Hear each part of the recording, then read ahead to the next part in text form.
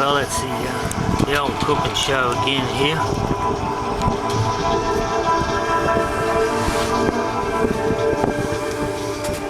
And today we're on about something different again. Usual story.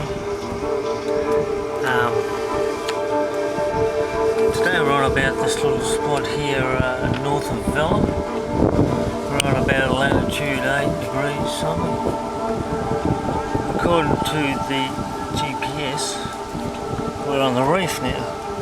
So, you know, it's a bit like Western society sees the world. It's all digitalised. It's got the whole lot, but it leaves out the little places where the human is still surviving.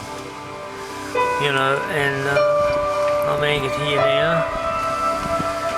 We're anchored here now, me and the captain. We could stay here for years. They'd never charge us a cent. They love us. These people have just opened their hearts to us. We haven't bought any food since we got here. We haven't got any money. They just bring us food. I'll fix a few things. I've done a talk for the kids, and it's a little place called the JAC College. It's an SDA mob. They're all religious, you know, but something about the black people, the tribal people, something in their common bond. It just doesn't. It hasn't turned them into materialists yet. Obviously, there's been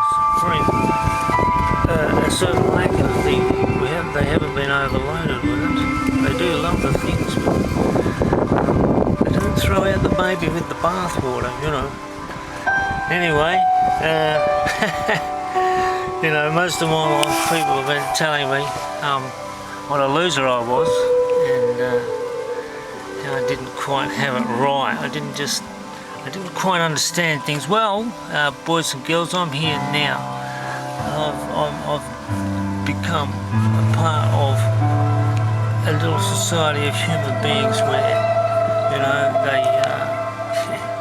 you're all wrong. You know, human nature is not bad. Human nature is not bad. That's the thing.